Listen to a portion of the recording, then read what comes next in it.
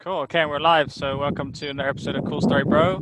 Today I've got with me Ollie and Dan, and today I want to talk about the title of the talk, which is going to be something like the 80-20 to biohacking for longevity. So like the essential biomarkers and what to focus on. And so I know I want to kind of make it accessible for people. I don't want to get too nerdy, and I think probably Dan knows quite a bit and Ollie a little bit as well. So just to kind of give an overview, obviously I posted on Facebook about health and kind of my perspective on it. And I think a lot of the health paradigms are very outdated. You know, a lot of context is missing, and that's because the world we live in is very different today than it was maybe 30, 50 years ago, in many, many ways. And so I think a lot of the advice just, it doesn't cover, the spectrum of what we're dealing with. So in terms of like health and longevity, there's all kinds of different advice. People have lots of opinions, but very rarely do I see any of that backed up with actually people sharing their labs and saying, yeah, look, I figured something out. Here's my labs. At least, I can prove I know what I'm talking about a little bit, and I've integrated something into my own life and it works. And a lot of people just kind of research and follow people and learn, and then, they're repeating what they've heard. And if obviously a lot of people are saying it, it sounds true, then it's like, they're more likely to believe it. So it becomes a little bit of religion. Like you see lots of dogmas prop up in the health spectrum, from like paleo to veganism, and all these different theories on exercise and diet. And I think one of the biggest breakthroughs for me was really realizing that the conventional health stuff is so focused on diet and exercise, but doesn't cover light at all. And when you talk about light, it's not just like visible light, like sunlight or blue light, indoors, but non-visible light and radiation, essentially, that's non-visible. And so we get a lot of that indoors today from EMF and cities and Wi-Fi and things like that. But even from the sun, there's so much beneficial spectrums like infrared and UV that's not entirely visible light, but it's still very useful radiation. So I think there's just so much context missing. And in that context, you can take something like exercise, for example, and people say, exercise 2-3 times a week. And, you see a lot of people that are unhealthy trying to lose weight or something, or lose calories and counting calories. And you see them outside jogging on the road and they're just sucking in bus fumes, trying to lose calories or lose weight or something. And I think that really shows you how badly the system has failed people, because that's what people are taking away as something to do that's healthy. And it's probably like one of the worst things you can do for your health. Another example would be like I say often is, exercising indoors. You see gyms as something people think of as healthy places to go and work out. And again, maybe put on some muscle or, lose some weight or look good in the mirror, whatever like the objective goal is. But so much of the goal is externally focused, and they have no way of tracking internally what's going on. So you see like people maybe have great shapes, look great in the mirror, but if they would test their labs, it would be like a complete mess, because it's just, again, like a really bad environment to put your body under stress. If you understand that exercise is just another form of stress, then you really want to make sure the conditions are optimal when you are going through stress, that you're not adding in, further stress. And the typical example with gyms is that there's just like really shitty air quality because everything's being recirculated indoors. There's basically dead air. And so it's much worse and much more stressful than exercising outside, where you have a lot of natural air, natural chi, if you have good air quality. And obviously if you're in a city, you have different issues. So again, there's a whole other set of problems there, or challenges there. But people think by going to the gym, I can be healthy. And so they put themselves under crazy stress, jogging on a treadmill with all this EMF coming off the treadmill, or all this electrical equipment in the gym. And then you have shitty indoor light, like there's no sunlight getting in these gyms. I mean, it's just some of the worst conditions for putting your body under workload. And this is what mainstream health is propagating as, ways to stay healthy. And obviously you might be able to lose weight and you might think you look good in the mirror, but that's not really my idea of longevity or health. And so I think biomarkers is the only way to cut through a lot of that noise and really see and quantify that what you're doing is actually working, versus just noise, regurgitated all around you. And a lot of stuff is just, like I said, echo chambers and noise a lot of the time. And it's only when you really start measuring, you get to see, oh, wait, maybe this doesn't work as well as I thought it did, or, I look great in the mirror, but my labs are shit. What's going on? And I think, some athletes have also had that wake-up call, because again, what we think of as healthy, and we look around us, people follow these athletes and celebrities, like footballers or runners or whatever, and a lot of these people, they're performing at a very high level of stress, which again is not really optimal for longevity, right? They're putting their bodies through huge workloads and stress every day, every week in training and actually performing. And again, they're demonstrating what's possible for the human body, like at the limits, but there's always a cost to that kind of exertion. And so if you don't understand that, and you think that's a role model for healthy, you're going to sorely be let down. These guys have access to obviously the best trainers, the best medical experts, the best recovery type of specialists, so they're able to put their bodies under those workloads. But you see how often footballers get injured, runners get issues, and there's a huge amount of challenges there for the body to deal with and recovering from that. So I think, again, our sort of role models are very broken for what is healthy. We look at an athlete, we look at someone that has a six pack or something, or just looks slim, has a nice figure on Instagram. We think, yeah, they must be healthy. But there's so much difference between what the eyes can see externally. Like, looks can be deceiving is the most obvious way to say it. And when you actually start to measure, you'll see that a lot of stuff is just myths. And so I think I've just pointed out a few of the some common myths there. But before I get into like the biomarkers that I track, I think I want to caveat that obviously everyone has a unique physiology. So what I'm talking about is really based on my experience and my kind of journey. And obviously as a man, I can't speak so much about women's health as if I was a woman. So with, that context, obviously we all come from different places. I think um, we have obviously different genes, and that definitely affects how well we do in an environment. So again, another issue I see is like a lot of brown people and black people, they've evolved obviously at the equator, and then they move to a northern hemisphere country like London or New York or something. A lot of immigration happening, and we're second, third generation into there now. So there's kids basically born in these countries, but their genes are evolved from a different latitude, and they just have no idea of the amount of, again, like mismatch they put their environment through. So obviously as humans moved away from the equator, and we learned how to make our skin lighter to absorb more light. That was one kind of way we compensated for the lack of natural light in our environment. But then obviously people are moving indoors, and then you have people like I said, black and brown people, or people with higher melanin, tan in their skin, living in these countries, and they have just no idea of the stress they're putting their bodies through. And again, if the doctor's not telling you about that, and you have no way of quantifying it, then these things don't really become visible straight away. In your 20s and 30s, you can just get away with a lot of it because your body is just such a powerful machine, and it doesn't really start to break down until your hormones peak, in your 30s, and then you really start to see that drop off. And I think that drop off in decline is just becoming super extreme now because there's so many mismatches. And so, we can go into some of the major issues behind what's causing this, but in my opinion, there's a few simple biomarkers that you can sort of track on a 3-month, quarterly, 6-month basis, annual basis, and that will really give you a picture for how your health is evolving, and you have a baseline for testing, so you actually know, okay, this supplement is having this effect, or this workout routine is just changing this, and not just guessing half the time, because a lot of time we're just, again, looking at someone we think is healthy, they give some advice, enough people repeat that, and we think, yeah, that must be something worth doing. But you could have totally different genes, you could have totally different stress, you could have totally different physiology.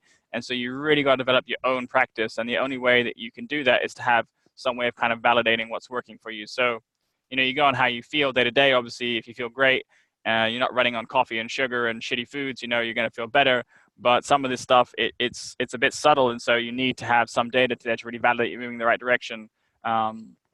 Things like vitamin D, you could be getting in the sun, but again, there could be a number of factors influencing that metabolism.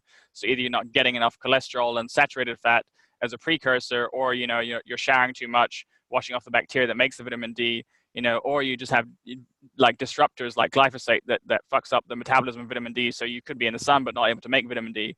And so again, there's just many factors that you think, oh, I'm doing all the right things, and then if you didn't test the data, you wouldn't know, oh, actually maybe this isn't working. And again, all that context that you didn't realize, it's just missing from that advice you were given. So obviously I can't give all the context to all the problems on this call, but I think I just want to kind of spell out that's why I think it's so important to test your biomarkers. And then again, people get into discussion, okay, what biomarker should I test? And, like I said, it's different for everyone. I think it's good to get like a comprehensive blood panel, which, a lot of these companies do now, like in London, and I think in the West it's more developed. In Asia, it's just kind of coming out now, but, more personalized health where you don't need a prescription from the doctor. One of the craziest things is that in some countries you can't even get a vitamin D test unless you have a disease based on a deficiency that a doctor says, yes, you can now get your vitamin D prescription. I think that's Australia. So they're really like clamping down in some countries to make it very hard to actually understand your body and your health. And again, making you very dependent on the experts and the system. But basically, if you wait to have vitamin D, deficiency and like a disease coming from that, then you're already a bit fucked. Like it's much harder to come back from that. And so I think people really don't want to rely on the experts when it comes to this area. You really want to get ahead of the curve a bit. And obviously in your 20s and 30s is the best time because you still have health on your side and time on your side. And the earlier you kind of crack this stuff, the longer you can extend that timeline of healthy lifespan, before waiting for it to get to 40, 50, 60 when everything's crashing and suddenly your labs look horrible and it's really hard to turn things around. Start putting some good habits in your 20s and 30s, and you'll really see the benefit of that. The ROI of that is going to be much higher, exponentially higher than if you wait until your 50s and 60s and 70s and you're trying to basically manage a condition at that point. Maybe you got diagnosed with I think we're saying like 1 in 2 and 3 people get diagnosed with cancer and diabetes. And obviously the people that aren't diagnosed, it doesn't mean they're healthy. It just means they're somewhere else on the spectrum of life. And so these biomarkers really give you a picture where you are on the spectrum of life. And the ones that I want to focus on today, I'm going to go into some of them and why I think they're so important. But the overall concept that I'm looking at really is something called redox. And so I want to kind of explain what I think that is. And I think, Dan, maybe you can chime in as well if you have something to add. But my idea of redox is basically, your body is going through all the time, like different demands, metabolic demands, energetic demands, when you're moving around, when you're exercising, when you're in a stressful environment, when you're, walking down the road and breathing in pollution or whatever it is, there's constantly stress on you, from sunlight, from all other types of light. And so your body's constantly reacting to that. Try and use those signals to optimize itself and respond to those. And, we have a lot of beneficial responses to natural stresses like sunlight that produces a good adaptation, right? But if your body can't handle that stress because you're too denatured from like other stresses in your environment for 10, 20, 30 years, then you're going to find it hard to even get under the sunlight, right? Because it's just another strong form of stress. And so redox is basically a way of measuring your response to stress in your environment and what you're putting your body through. And obviously, if you sunburn easily, it means you didn't have very good redox because your body couldn't handle that radiation in a way that was, it was not damaging you. And again, if you understand some of the biomarkers I'm going to cover, they will really show it will help you to see your redox from several angles. Essentially, the body has cleanup and repair mechanisms that will help you to upregulate your redox, things like autophagy and fasting and melatonin and glutathione. And these are really important systems to understand how they work in the body, what fucks them up and what stops them working, and how you can kind of get yourself back to that, natural ability to produce those things instead of relying on supplements or smart drugs or whatever it is, you're using to compensate for that deficiency. So that redox principle, just to summarize, is the ability to handle stress from your environment, respond to it beneficially, and so it's not wearing you down. And you'll find when you have a positive redox, this is what I talk about, having like a surplus in your biological bank account.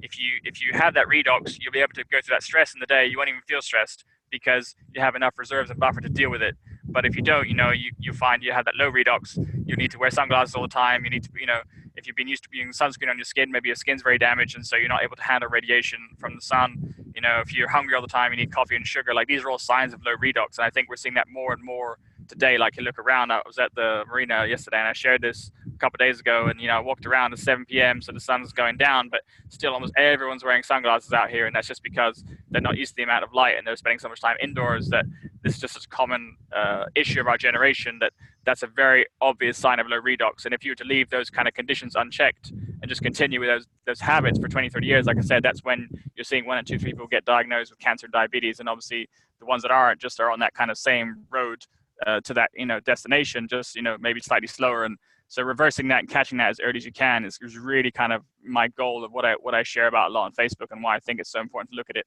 before you wait for the experts to diagnose you with something and say, okay, now you have this disease, here's some medication, and that doesn't really get you anywhere. So with that sort of redox concept in mind, you understand what stress on the body. You can choose your stress and how to kind of layer and build it like a muscle. So you're stressing your body, but not too much. And then over time, with the consistency, you'll find you can handle way more stress from things like the sun, and that actually produces a beneficial response, and you actually have a better redox. But for some people, if they just went all out straight away, that sun would actually damage them, give them a lower redox, right? So everything is context, and that context is what's really missing in the health system. They just give lots of blanket generic advice. You always use sunscreen, always use sunglasses because the sun's dangerous, it will give you cancer. I mean, that's just a huge myth and misconception that's making a lot of people sicker today. So I've given a long rant there. I don't know, before I dive into biomarkers, anything that you, Dan or Ollie, want to touch on, or any questions about that whole concept? Yeah, go on, Dan. I think you're mute, buddy. Hang on, all off now. Yeah. Double mute. Yeah. Double mute is now taken off. In essence, just one thing I wanted to pick up. I think there is, like you said, there's a counter argument between kind of maximum performance and longevity, and I think some people will find that whether they're in a particular, like you say, a sports role, a performance role, a kind of touring, kind of dancing role, something that has a lot of impact, like ballerinas, for example, have a massive stress on their body continuously and have done have to do from a very young age, as do kind of the elite level gymnasts. I think what we have to realize is there's definitely a difference, a playoff between the two, and you have to find. I think people have to ask themselves the question: do they really need to be an elite level athlete in their 20s or 30s, having just jumped into CrossFit and then deciding, yeah, this is what they want to do? And don't get me wrong, having been down that path, yeah, it's really good fun, and it's great to see you kind of smash results and improve things. But actually, you then need to question, at what point do you cross over from the age of being where you probably, I'd say probably into your mid to late 20s, where you can hammer your body in a performance based environment, and then you have to start thinking about longevity, and then you start slowly scaling down your kind of not your level of activity, but your body punishment, which is probably a more accurate way of portraying that. And I think people have to ask themselves that question first, because actually, when you find you're in a kind of high training regime, and Ollie will probably agree, the amount of endorphins released is pretty addictive and attractive, and you want to keep that up.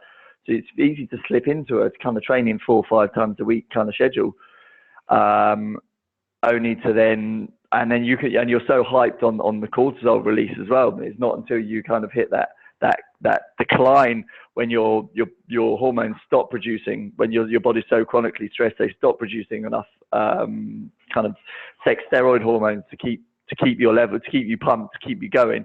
You start to decline and wonder why you've got problems.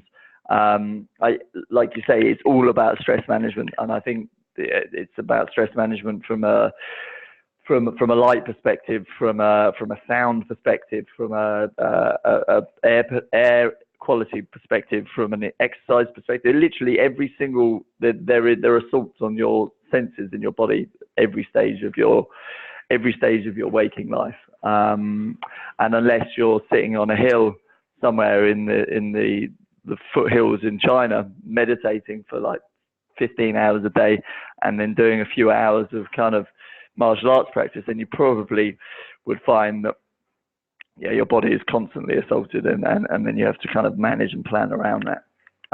But the question is, I think, as an individual, how do you know when enough is enough, or when too much is too much, or when too little is too little? And I think I'll let you carry on and continue what you're talking about, the biomarkers, but I'm starting to possibly find a way, especially a sidestep around the. It's not particularly a sidestep, but it's in regards to having done lots of adrenal stress indexes before, which is a particular biomarker which tests your levels of cortisol, your waking levels of cortisol, and then your cortisol over a period of 4 times throughout the day. And then you can have your melatonin tested in there as well, and your levels of DHEA, which is the precursor to your sex steroid hormones. I'm in the process of testing another kind of analog mimic to that is cheaper and easier, and can be tested on a more regular basis without the need for saliva tests into a tube and then sending those off in the post and waiting those and the costs associated with it. And I'm actually trying that with myself and with my business partner's daughter, who has epilepsy, and seeing if we can find some sort of pattern between those to try and help figure out her condition more. But anyway, that's enough for now. Yeah, thanks. I know you go pretty deep into it as well, so we can probably nerd out a lot on this one, which is great for people. But actually, what you mentioned there about hormones is a really useful, biomarker. So cortisol, melatonin, some of these precursors like DHEA, there's things you can get on the Dutch test, and I'll talk about that in a minute why I like that. But you're right, there probably are other ways to test it. It's just that depends on your level of knowledge, what you feel comfortable with. And obviously having maybe a doctor or someone who can interpret the results for you as well is quite key at the beginning if your knowledge is not quite, at their level and you haven't done that much research. So you can start testing even if you have no knowledge and just get the data. And then once you have a bit more information, or you get a few consultations, at least you have that data and you have a picture of what's going on, like a moving picture of your health. And you know what you said about being in the mountains or something like a monk. I mean, there's just way more assaults on our senses than ever before. So that's what the context is missing essentially from the advice we're given, is that there's just no real discussion of that and how to measure it and track it. And so stress is a very obvious one with cortisol. It's a great way to measure stress. You can, like you said, it's a cyclical, hormone, so you can measure it through the day and you get a really good picture for how your body's handling stress and reacting to it and how much is under. And so if you obviously have too high cortisol, it's gonna screw up your melatonin. If you don't have a good light dark cycle, it's gonna screw that balance up. And you need cortisol to handle stress and deal with life. But if it's constantly activated, you're constantly under stress, and you're not getting that light dark balance, then really that's when it kind of overtakes, and really melatonin suffers as a result. So those are two of the biomarkers actually I'm going to come to. But the point about assaults on your senses, it doesn't matter where you are. Like right now, I'm here in Portugal, and it's actually beautiful. But like you mentioned, we both are suffering at the moment with construction noises going on around us. And, the last 3-4 months, I was really out remote, middle of nowhere. And now I'm, around more people and more traffic. So I can hear traffic from the road, everything like that. Your body is always picking up and it has to pay attention to. And sometimes we just tune it out so well, we become so used to it. Like living in a city, we don't even appreciate the issue it costs. But everything has a cost essentially. And obviously, if there's heavy construction noise going around you, it's going to be quite stressful. Those sound frequencies, vibrations, again, they're not natural. Our body has no real beneficial response to that other than trying to pay attention to it and figure out if it's going to cause a threat or an issue. And so that background stress is always there in cities and populated areas. And then even last night, I had mosquitoes in my room till like 3, 4, 5 a.m. I wasn't sleeping very well last night. So when I wake up this morning, I take that into account. I don't push my body as crazy maybe as I would on a good night's sleep. So day to day, there's just some very easy ways to sort of get feedback. And once you know what causes issues, you can kind of adjust your schedule. And the point that you're making about performance and longevity is probably the most important one for people to consider, because again, the role models of these athletes who are putting themselves under tremendous stress, and we just can't compare ourselves to those kind of people. Like I think if you are a performer or amateur athlete, then obviously you have done the research, hopefully on got some advice and guidance on how to kind of stack diet and exercise and recovery and all those things to keep you strong. But you don't realize how much of that is just relying on your age until it goes away. So like you said, relying on that runner's high, and you get kind of addicted to it, and then in your 30s and 40s things start to taper off and you hear some advice, oh, you just take some testosterone, or you just take this and it'll keep you going a bit longer. And that's just a very superficial understanding of how to keep the body performing. But there's a cost to everything, and there's a cost to that, especially because if you run down your body's natural ability to make stuff and you start putting exogenous external steroids and things in your body, there's gonna be a cost to that. From a longevity perspective, I think that's why a lot of athletes really struggle, and especially after they retire and they're not so active, because their hormones are out of whack and they were not living a sustainable pattern. I think that transition from your 30s and 40s, into focusing on longevity over performance, that's really what I'm seeing. People like Ben Greenfield, he's talked a lot about, his experiences as like going through Ironman and endurance, and, a lot of people that follow him that do CrossFit and these crazy kind of endurance sports, like they just don't have the capacity for that anymore once they hit a certain level and a certain age.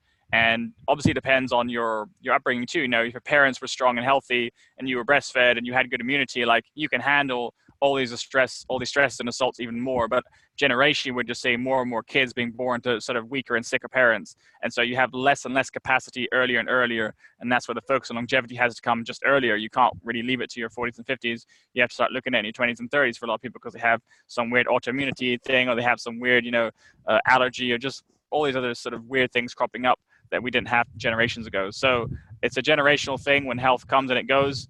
I think we benefited a lot from obviously food and calories being available, people not starving, to get to this sort of civilized, developed world where everyone has enough, basic calories to eat.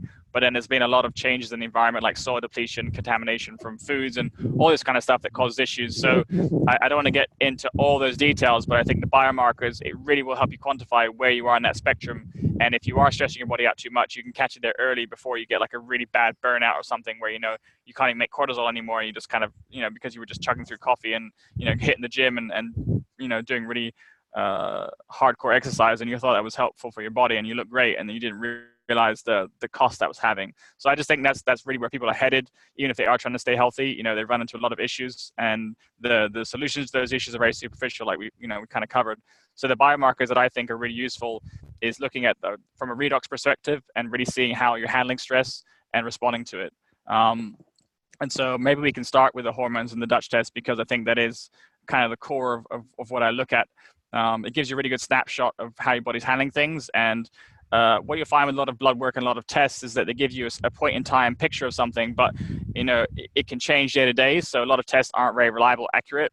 And things again like B vitamins and other tests you can test in the blood, it doesn't really show you how well your body is utilizing or metabolizing a nutrient.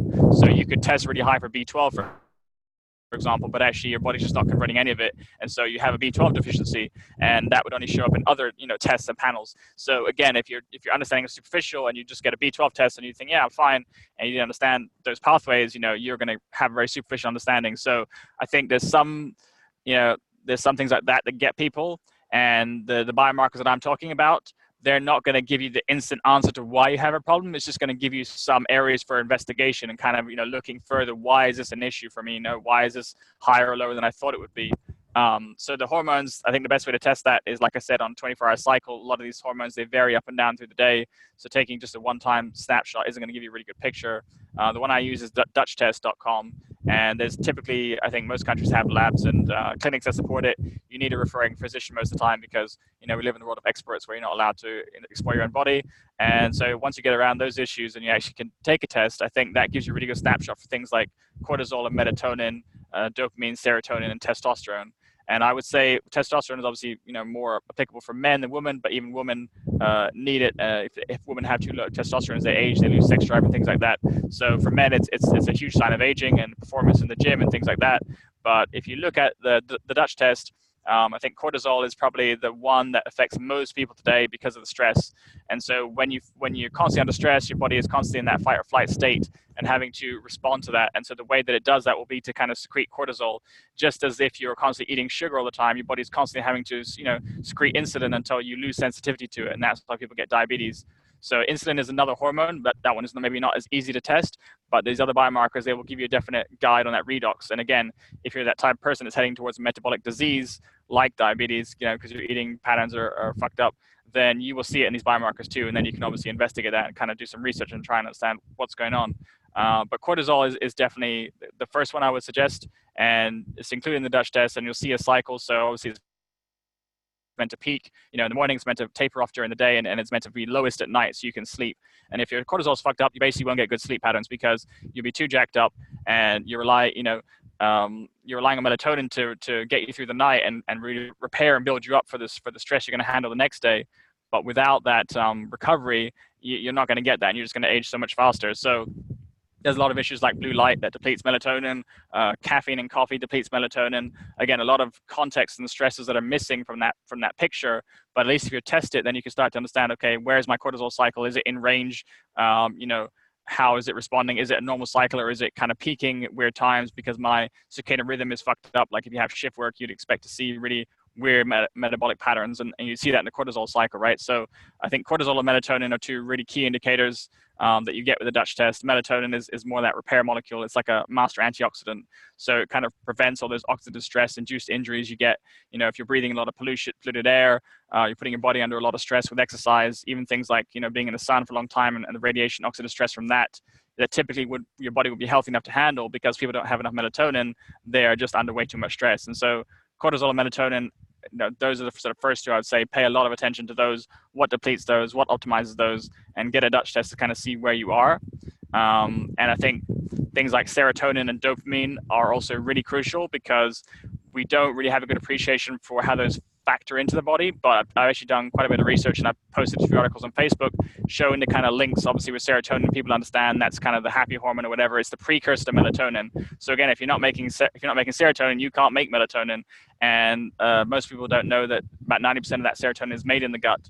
So basically, your gut health needs to be really on point. If you have issues with your microbes, because again, microbes rely on the sun, and we rely on the microbes. So if your microbes are not getting sunlight, then they're going to give you issues, and you're going to end up basically losing that cell coherence in the gut, and that affects a lot of things, from digestion to being able to make serotonin and just optimal gut function. And also, if you're getting chronic fight or flight, it screws up your gut because what happens when you're in that state is the blood moves out from the core to the extremities, right? To your from your organs, it moves out to your arms and your legs to fight. So if you're not circulating energy properly in the body because you're constantly activated in a stress mode, in an alert mode because your office's environment is stressful or your environment's stressful, you're not going to be able to digest food well because you're constantly, the blood is just not in the right place. And so again, there's exercises you can do to kind of reverse that physiologically, and you'll be able to see you're able to feel the effect pretty chronically if you do, pretty acutely. I mean, if you do it like these exercises every day, and maybe we can get into that a bit as well, but there's exercises for kind of turning off that stress state so your body goes back to a rest state.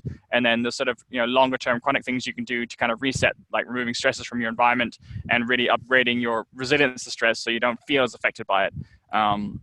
So things that used to bother me, 5 years ago, I probably could handle it more today, and it wouldn't cause me an issue now.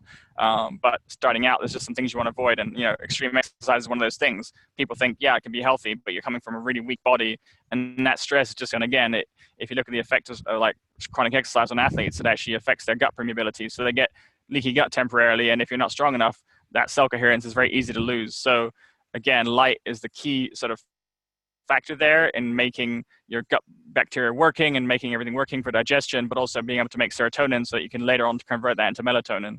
And again, you get serotonin, biomarker in the Dutch test. So that's really important to look at. Maybe the other issue to mention is obviously that's the receptor and that's the pathway that antidepressants work through. So we're seeing like record people on antidepressants, record young people early getting this kind of dysregulation and malfunction in their bodies. And it's all to do with these pathways. So, doctors aren't testing the kids today for serotonin. They're just giving a drug and saying, here, take this antidepressant. And once you're on that, you're stuck on it for life because that's the crutch. It's never going to get you back to a state where your body is making its own serotonin. It's just fucking up all the receptors so you can never do it, properly again. And then you're just hooked into a system of dependency. And I think that's, again, one of the main issues with healthcare is it's really disease care. It's never really designed to get you back to a state of health and off the medicine. So serotonin is huge. I kind of covered the basics there, and we've got then those three: serotonin, melatonin, and cortisol.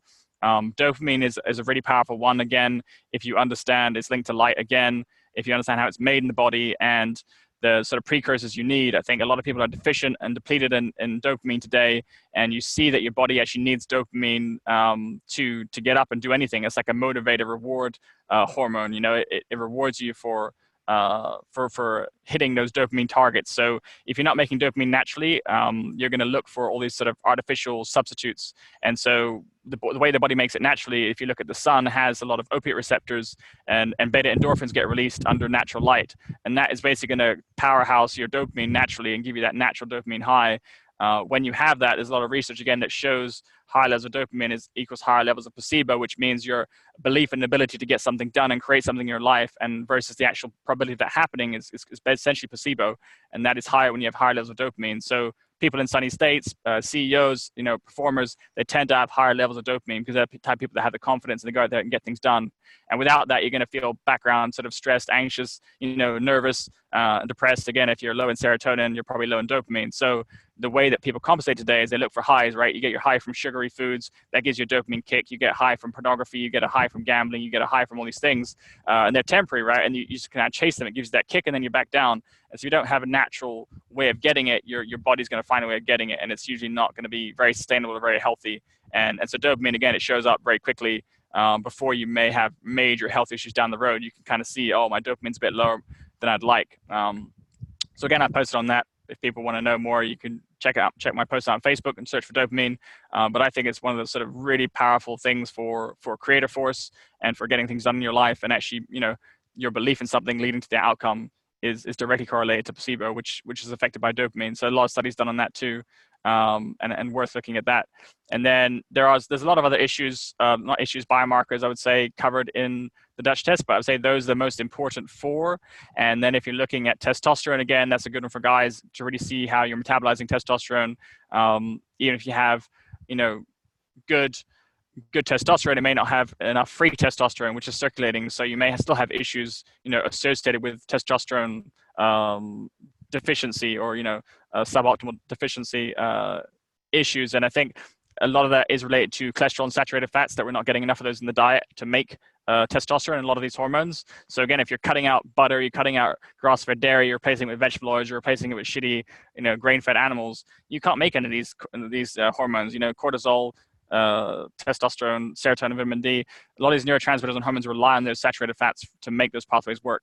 So the other big one is vitamin D, which I'm going to come to in a minute, and that's probably the easiest one to start with because it's the most accepted. And Dutch test is a little bit newer. It's like an evolved way of looking at hormones that I think is better than the previous tests. But just to finish up testosterone, obviously, if you don't have testosterone, you don't have a good sex drive, you can't enjoy anything in life, really. You're going to be, struggling. I think people in the 30s and 40s are getting a lot of erectile dysfunction, again, relying on medication and drugs and, trying to take testosterone externally. And that essentially shuts off your body's ability to make it itself. So again, you become kind of hooked and it's a crutch into that dependency, which you never can get off. But yeah, the testosterone is shown in the Dutch test. It's a really good biomarker to follow. So I would say those are the sort of key ones. And then the last one is vitamin D, which is actually also a hormone. So this is something that people, again, don't really appreciate, how that works and the cofactors or dependencies for metabolism. Like you need vitamin A and vitamin K in your diet to be able to metabolize and really utilize vitamin D. You need precursors like cholesterol saturated fat. You need, skin bacteria that hasn't been depleted by soap and chemicals and tap water and stuff to make it. So there's so many factors that screw up vitamin D for so many people, and it's such an obvious one to test. Vitamin D is linked to immunity, and that's the main thing that takes people out in their old age is just low immunity, and then they get a bunch of other diseases that, they get diagnosed for as a cause of death, but the actual issue was low immunity. And again, people are compensating for that today with things like vaccines and stuff, which is no substitute for your body's own immunity, and it can actually damage your immunity if, you're getting that stress from a vaccine, which has other issues, and you have low immunity. It's another risk factor that people don't really consider. And again, it's not in the narrative, and so people are just following the experts and getting fucked, left and right. And then you have the stresses of the environment, which they're not educated and aware on, things like soil depletion and things like that. So just the foods that we're eating, again, 50 years ago, you wouldn't probably have to worry about vitamin A or K deficiency, and you just get out in the sun and you just make your vitamin D. And then you think today, oh, why is it such a problem now? And you look into the issues and you realize, oh, there's just so many things that are around today that weren't an issue, back then. So before I get into all those issues, I think just test the vitamin D and just see where you are, and you get a good baseline. Obviously, you need UV, you need to be outside. A lot of countries aren't optimal to actually live in, especially in cities and indoors. They're just not how our bodies are designed to live. We can't really escape that physiology of how our evolution is designed over billions of years.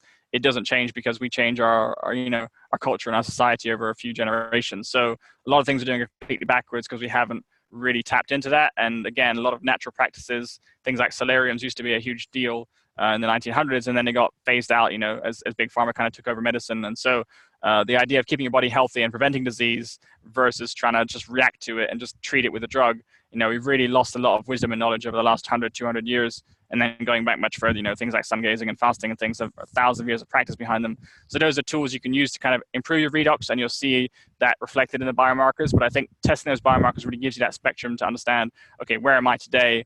Where do I want to get to? And how do I get there? What's stopping me?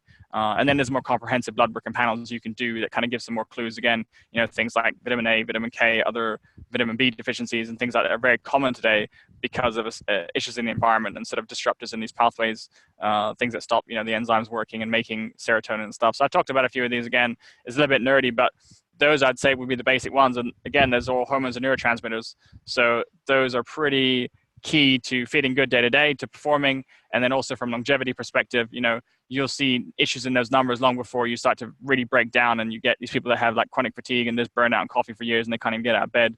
And that's where society's headed. And then if you're really unlucky, you get diagnosed with some condition or label like cancer or diabetes, and you have to work back from there.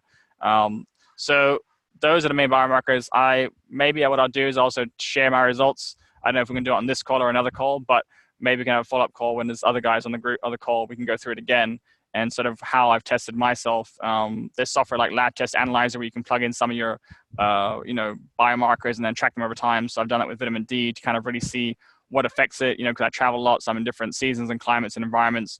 And when you do long fasts, you tend to actually deplete a lot of hormones because your body is using up and reusing up old cells and things. So you'll expect to see everything actually drop. Your vitamin D will plummet, your testosterone will plummet, all these things will really fall as your metabolism really slows down in a long fast. And that's something I do once a year because I feel it's beneficial for a lot of reasons. But if you don't have that foundation of wellness, then doing a long fast is probably pretty stupid because you're just depleting yourself and you won't even have the ability to get further than a few days, and you come out of it weaker, and you wonder what happened. And a lot of people, I think, maybe try and follow and copy stuff and not understand the impact of things, because if you don't test, you just won't see it. You just feel shit, or feel weak after a fast.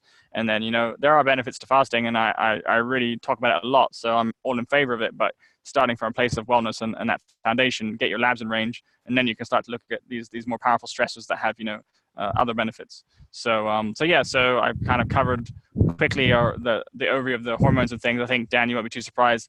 I don't know, Ollie, if you have any questions, or are you still there? Otherwise, I'll let Dan chime in again. I'm still here. Yeah, thanks so much for that. That was a really nice little download of information. For me personally, that's kind of just the sort of thing I'm wanting to get into more. Can you hear me okay? Yeah. Background noise. Yeah, you're good. Okay. So I was just wondering if the Dutch test has anything to do with like leptin or ghrelin, or if that's kind of not really significant. And I'm actually going to try and do like a 5-day fast at the end of this week, starting at the end of this week. Probably not a water fast, maybe do a day water fast, because I haven't done it before. So, I mean, I've done it a few times, but like if I was just someone who hadn't done it before, what would you, along with leptin and ghrelin, what would you recommend to do to prepare for it?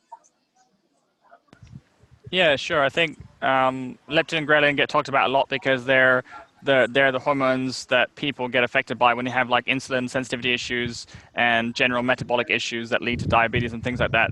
So, you have leptin and ghrelin, and basically they get triggered at different times. And if you skip breakfast, which a lot of people do with intermittent fasting, but you have insulin sensitivity issues, and you're trying to treat it with fasting, I think that's one thing people get wrong. Jack Kruse talks about it a lot, that a big breakfast is actually key to resetting the leptin ghrelin cycle. And so you have a hunger hormone and you have a satiety hormone. And I always get confused which is which, but basically, if you have a hunger hormone constantly activated, you're just constantly eating all the time. And when you have leptin gets turned on, it switches off. I think it switches off ghrelin, the hunger hormone. And so you have that satiety, you know when to stop eating. Yeah, correct. Leptin is basically the analogy is it's your body's like your SCN in your hypothalamus, your body's regulation master clock for regulation. Leptin is your body's master energy. It's the sum of all of the energy in your body, and whether your body needs more or less energy coming in, which obviously is affected by how much sun and your environment and what you're eating, so on and so forth. Right. But then ghrelin is, and it switches off. If it realizes it's got enough energy, it switches off ghrelin. But in obesity, when you get the two are just constantly, leptin feeds to ghrelin saying there's not enough energy, and ghrelin just kicks off your appetite. So you just people just kind of they graze like a ruminant animal. And not even grazing on good food, right? So I think, I don't know, Ollie, you probably have to worry about leptin and ghrelin because it's typically for people that have weight issues. That's the first sign of, obviously, insensitivity and that sort of path. But, if you sense that you get hungry all the time, you have to eat all the time, that's another sign of low redox that I talk about. So, typically we're designed to fast and feast, and we can go days without food and water if we're in a harsh environment, we're hunting or we're not catching food. And the body's just designed to handle that and know how to get its energy from fat and upregulating fat burning, and again, getting ATP, making it from infrared from the sun. So we have many ways of getting energy, and if we're not getting it from those systems, your body's going to be telling yourself to keep eating. And if you're eating foods that don't have nutrition in them because the soil is depleted or it's just really refined shitty food, and you think you're being healthy, but there's no nutrients in the soil, then again, you're just going to constantly get that feeling of something's missing from the body. The body's going to keep wanting to eat. And when you get really satiating foods like saturated fats, grass-fed foods with a lot of vitamins, minerals, the building blocks the body needs, then it will sense, okay, I've got enough, and it can shut off, it can shut off the hunger. And so, I eat a lot of fat and protein, especially early in the day after a workout. I find that the best way of switching off that feeling of getting hungry. But some people wake up and they eat breakfast cereal, and then just basically from that point on, carbs are triggering ghrelin just nonstop. So if you're eating a lot of carbohydrates, that is a really good way to fuck up your ghrelin hunger hormone and just keep it constantly switched on. And then you're constantly snacking and grazing, but never actually getting any nutrition. So from your food, but also from the environment, right? Like we talked about. So I don't know if that answers your question, but probably not an issue for you to worry about. As far as the fasting, like I just said, if your labs are in range, things like vitamin D, or your hormones, because they all tend to get depleted and used up in a fast. Anything over like 2 or 3 days, I'll be careful about doing it if I didn't know my levels. I've done longer fasts, to be honest, before I knew about this stuff, and I survived. So it's not like crucial, but I would still say I was still pretty healthy then, even though I wasn't measuring stuff. So I would say, on what I know about you, I think you have pretty good practice. You're outdoors a lot. You're not sitting inside like most people, just uh, on the way to diabetes, essentially, because things like EMF, they increase insulin insensitivity and things. So there's a lot of factors and context that we can go into, but I don't think it's necessary for you in your case, because I don't think you have that issue. So probably you'll be fine with a few days fast, and greater than leptin. Yeah, I don't think that's an issue for you, just based on what I know about you. Sure, cheers. And they don't. I was just wondering if they do it on the Dutch test or whatever, but that all makes pretty good sense. Yeah.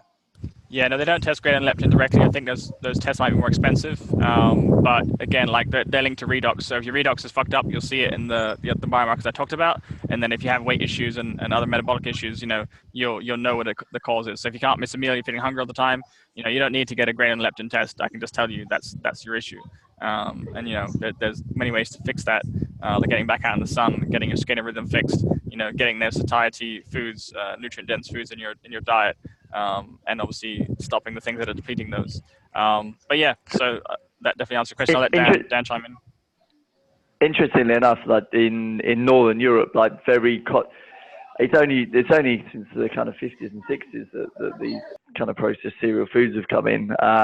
Traditionally, like things like kind of herrings and kippers, smoked herrings, were a staple of people from the north of England, but from most of England, Scotland, all the way through Scandinavia, including things like offal, things like black pudding, things like tripe, things like all these things that people like turn their nose up these days and think, oh, it's disgusting, not eating that. Those are actually traditionally breakfast foods, high fat, lots of protein, would just sit with you, carry you through. For you kind of working a solid day. I mean, in Cornwall, they were typically miners, so breakfast would be a pasty, which would be wheat flour and with pork fat, with lard, and then inside it would be vegetables, and then some more beef, and then fat with that as well. And that would be their kind of one meal of the day they would have coming in. They may take another smaller one with them, and that would generally be it. And that's pretty kind of manual labor. People have just fallen out of kind of ancient traditions of ways of eating. And this, like you said about children being depleted from depleted parents and become more depleted. Like people's eating habits become depleted generation on generation on generation as well. And so even things like this is probably completely off topic, but things like mythology and rhymes and tales that were handed down from generation to generation, those kind of traditions aren't kept alive like in the same way that they were, and obviously their morality is lost from the kind of tales of like Grimm's fairy tales and the tales of mythology. So you lose kind of tales of morality and critical thinking, constructive thinking to find your way in the world.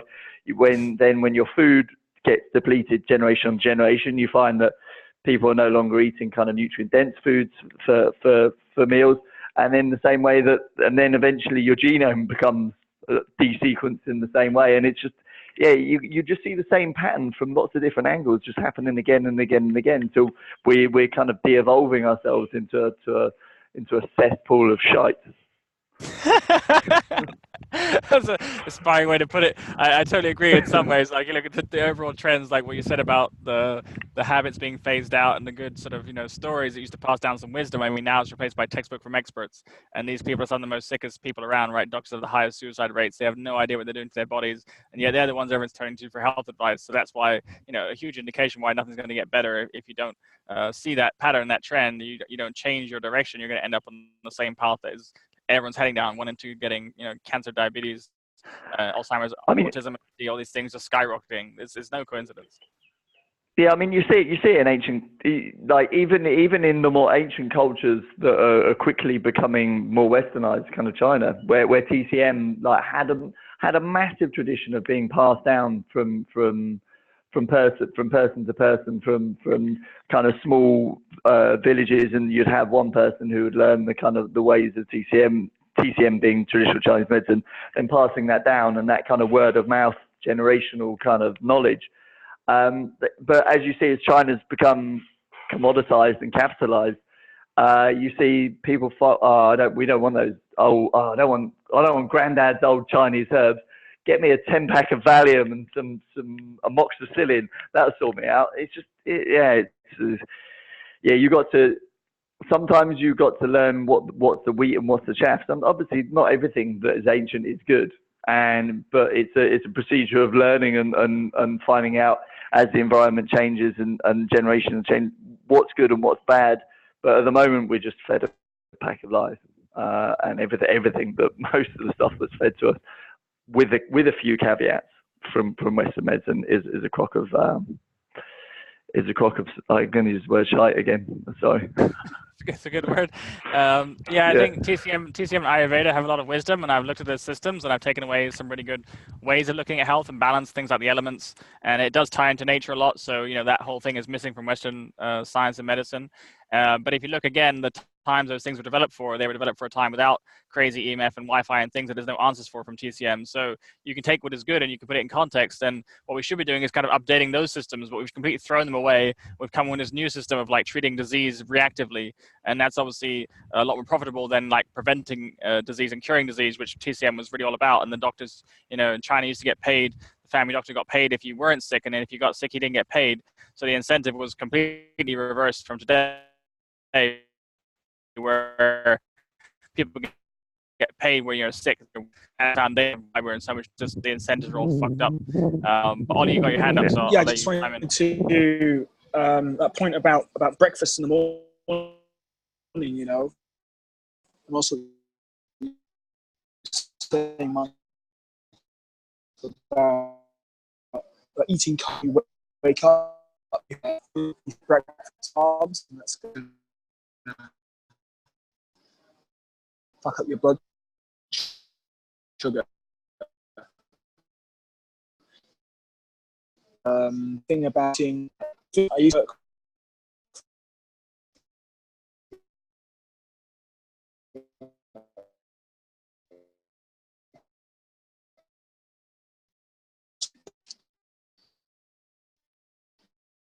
like the thing. I take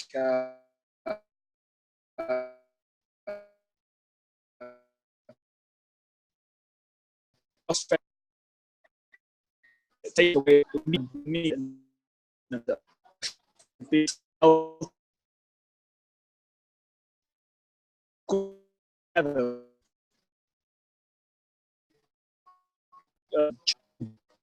nutrient dense in the world, and I would say it would be a brand starting my book. I really felt good. It's like a book far away from everything that is moving away from where I need to be. Completely. I mean, where did you get that info for pemmican? Were you following Weston Price or somebody? Yeah, I went to the Weston Price conference. I was super into Weston Price, and I think I got Sally Farron is like the revivalist person for Weston Price, and she had this thing, and she's great. She's like one of the people who really understands that whole concept of traditional ideas being passed down. And, for example, when you think about like paleo was really big a while ago, and the whole thing is it's scientific because you can use carbon dating and stuff like that, but it's such a limited data set. If you go too far in a direction, you're just going off anecdote, but actually look at these ancient communities that Weston Price would study, these sort of tribal communities. They've such, time moved so slowly and variables changed so rarely. These people had the same diets for such a long period of time.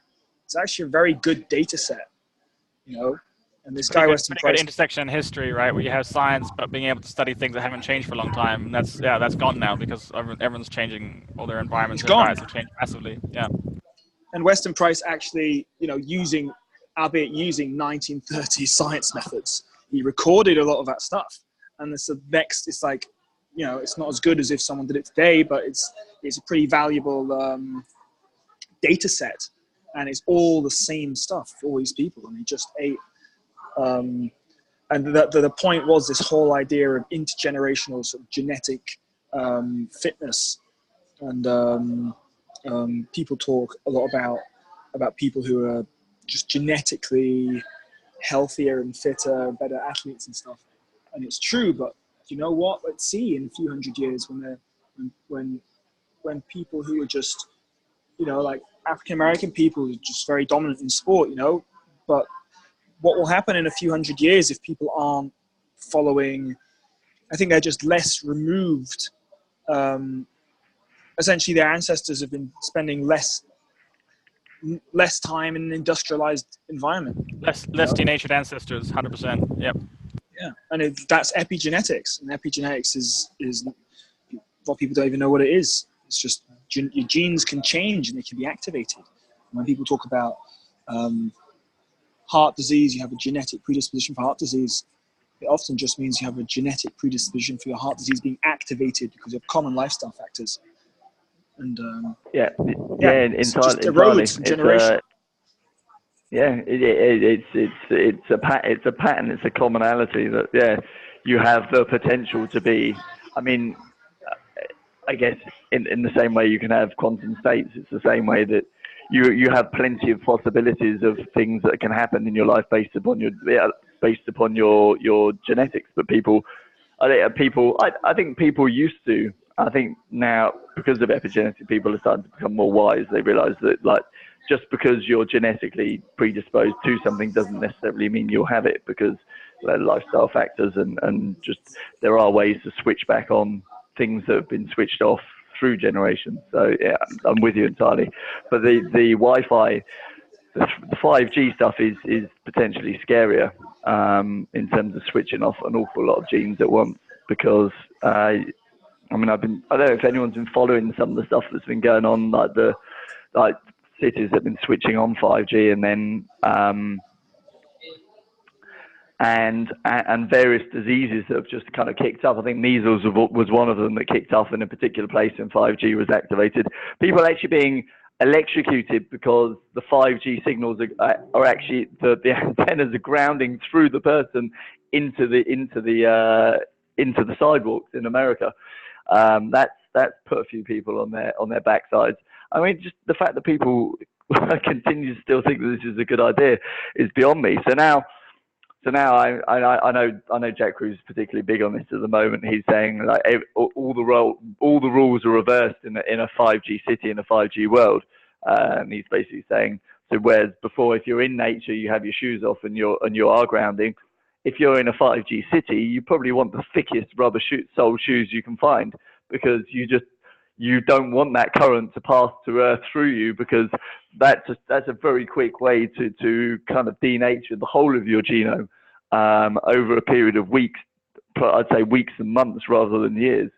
It's quite an interesting experiment, unfortunately, at the behest of many people's lives. But I'm interested to see how as 5G rolls out across lots of different cities, are they going to start to see patterns in all these cities? And is somebody going to wake up and realize, actually, well, I've turned this on in Ontario and this happened there, and we turned that on in New York and that happened there? I mean, are people ever going to put those two pieces together, or are people too siloed in their thinking to realize that, actually, say, in one city it might cause an outbreak of tuberculosis because of the environmental conditions that have a predisposition to tuberculosis, typically kind of Central Eastern Europe and Turkey. Or if you're in another part of the world and you turn on 5G, you're going to lower people's immune system straight away, then you're going to pick up whatever kind of latent viruses are dormant in that particular area. And it's how that pattern of disease picks up, and whether anybody's smart enough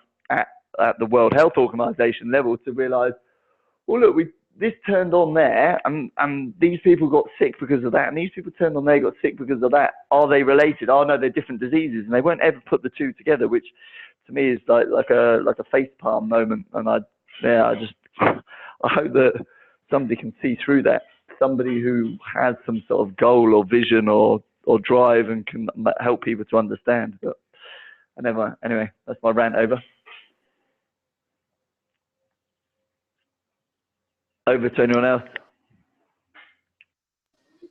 I don't know enough about the 5G thing, but a lot of the stuff that I've been seeing is pretty alarming. That things people have been saying about how it literally, like you said, unravels your genome and how it came from sort of weapons technology or whatever. But I just, I just don't.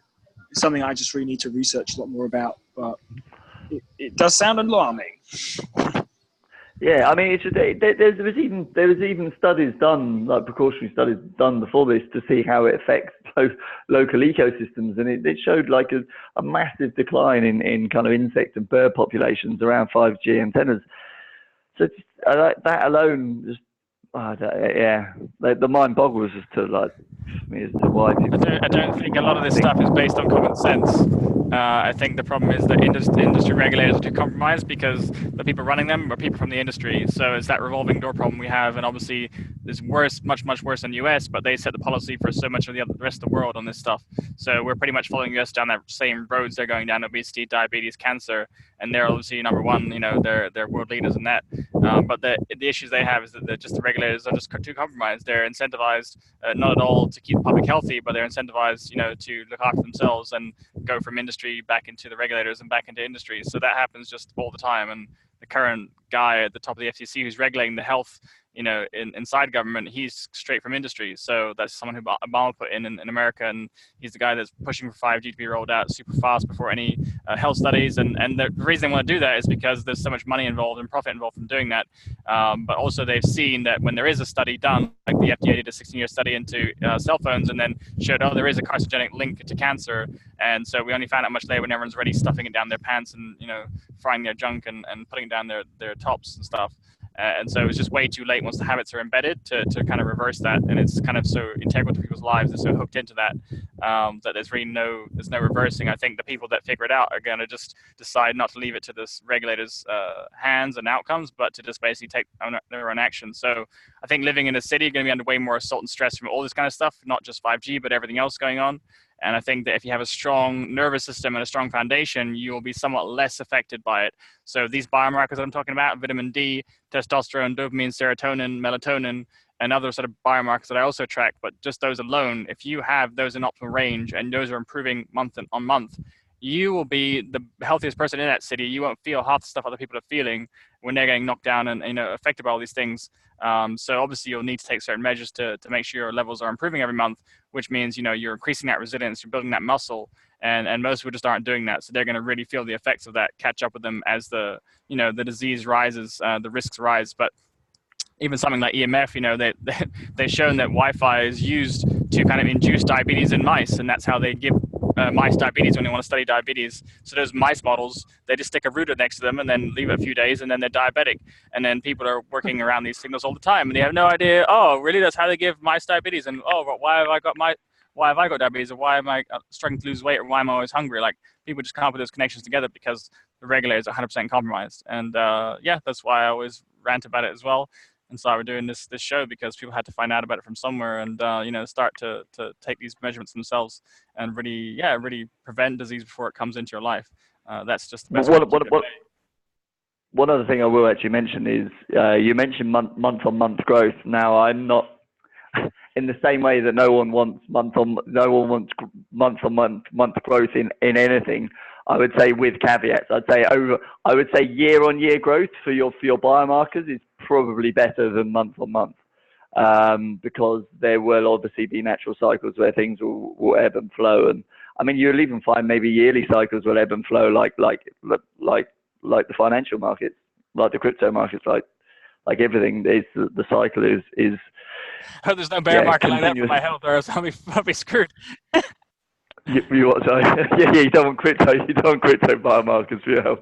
No, too much volatility. But But I wouldn't say that month on month, you should be improving. But there will be some months where you find that you aren't, and to accept that as just as a given rather than trying to continuously fight for growth and improvement. I'm saying improvement should probably be a lot more long term than a kind of month-on-month thing. That was my only point. Yeah, I mean, You may they'll be disagree. improving month on month. They'll be improving month on month, like as an average. And obviously, you're measuring it every quarter, every 6 months, whatever you think is Yeah, reasonable. Like I think probably every year for the Dutch test is good. Maybe every 6 months if you have metabolic issues and you're really actively working with a doctor or an expert, or hopefully a good one to kind of reverse that. But if you're healthy and just kind of measuring things, yeah, I don't think more than once a year is necessary. Like I'm doing my vitamin D every few months just because I'm experimenting right now to see how high it will go. If I really spend a lot of time in nature, like way more than I used to, then what will be the effects of that? Like at the supra physiological doses of vitamin D, I think the body can do some interesting things. So I'm just experimenting and testing every 3 months to kind of see where I'm at. And obviously, before I go into a long fast and it drops off, I want to make sure my levels are pretty high. So that's just something I test every few months. But that's pretty easy. That's like 30, 50 euros. It's not like it's going to break the bank. But some of these other yeah, tests obviously can be more expensive. There are some other sort of acute ways to measure stress and resilience. So things like heart rate variability, you can buy a simple handheld meter and hook it up to a chest strap, and you can take readings in the morning or after exercise. That's something you can do daily, well, over like actually, 2 minutes, 3 minutes, and I think that is also a really good way to tap into that. See how your body's doing on a daily basis. yeah. So I play with a couple of heart rate variance monitors, including the Hour Ring, some stuff, so the basic sensors from HeartMath. But HeartMath seem to be quite advanced, I'd say, in their measurements of heart rate variance, because they were like and this is what I was alluding to before, actually, in the call. The sensors that they have, which is called, I think it's called the EM Wave Pro. In essence, it's a sensor that picks up more information. It's tied to your computer, but they have various heart rate variance assessments that you can do as well, that take your heart rate variance, they break it down to different frequencies, and they assign various attributes to various frequencies, so they can actually give you a proxy of what I believe is your adrenal stress index. But the difference is it's a one-off cost that is then that you can then repeat for as long as you have the device. So if you find that you have, for myself, for my example, I would like to test my family's kind of HPA, the balance between their sympathetic and parasympathetic nervous system, to see if any one particular person in the family is particularly stressed, and then try and understand why, if that's a genetic thing that's passed down through some bad genes that I've been passed through, that I've had. And then try and see if there's ways we can ameliorate that. Whereas if we were having to do ASI tests every month for everybody in the family, I'd probably be spending more on ASI tests than I'd make as income. So it's trying to find hacks to come around that. That's the adrenal stress index, right? For all these numbers of things you're throwing around, abbreviations. Is that what it is? Yeah, ASI is the adrenal stress index, which is cortisol, DHA typically, but can include melatonin as well. So yeah, just for clarification. So that was a shortcut that I'm going to play around with to see how well that lines up. So obviously you've got how well that lines up with an adrenal stress index, and obviously how that would line up with how one feels on a day-to-day basis. Because I also think that there is a kind of normalcy bias involved as well, where, God, I feel great today, but actually you feel great because actually you may have lived a life where you have felt chronically stressed. So feeling great for you doesn't actually necessarily mean that your nervous system has good balance and good tone. So this is where I'm going with that, and my next kind of test and adventure over the next couple of months to see where that goes. And actually, I think I should probably pick up my vitamin D levels with that. And I remember you saying that you were going to get your Dutch test done in June or July, Michael. Yep. When I'm back in London. Was it July? Yeah. Yeah, around there. So I might. Okay, I may get. I'll get my. For the purpose of this chat, let's get ours done at the same time. I have a feeling you have a slightly more optimal environment than me. So let's or actually more time. More time to spend outdoors. Yeah. Which I don't have 3 kids.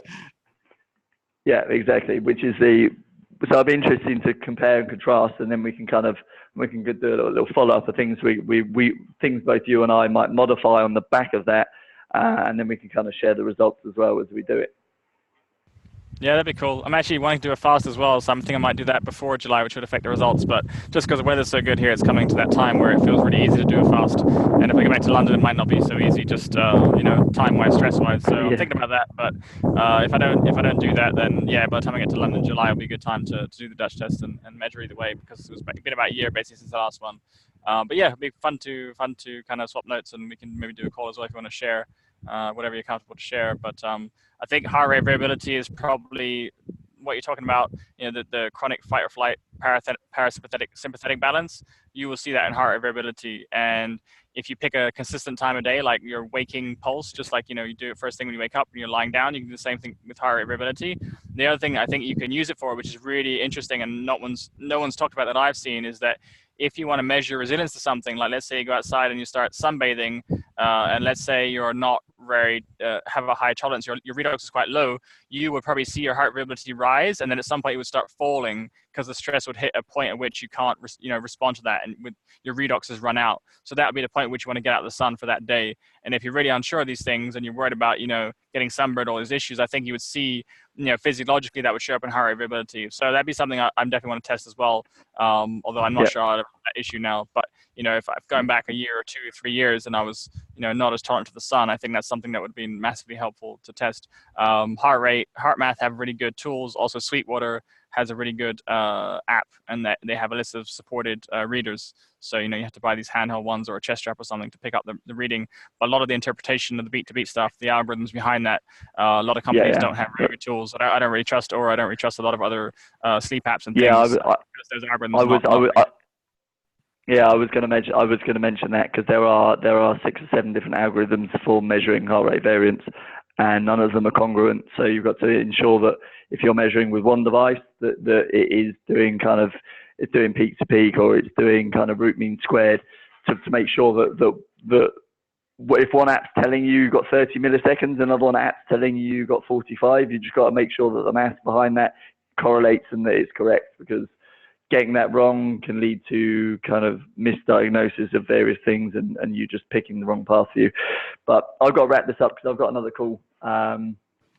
So let's, well, I'm going to say goodbye. I don't know if you want to.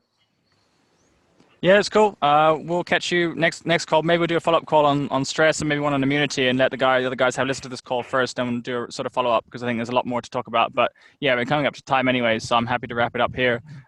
Thanks for your time, guys, and your input. I don't know, Ollie, do you have any other questions or anything you want to add? No other questions for now. Great call. Cool. All right, gents, good chatting, and we'll catch you up on next week or Thursday. Cheers, guys. Okay. See you guys. Cheers. Bye.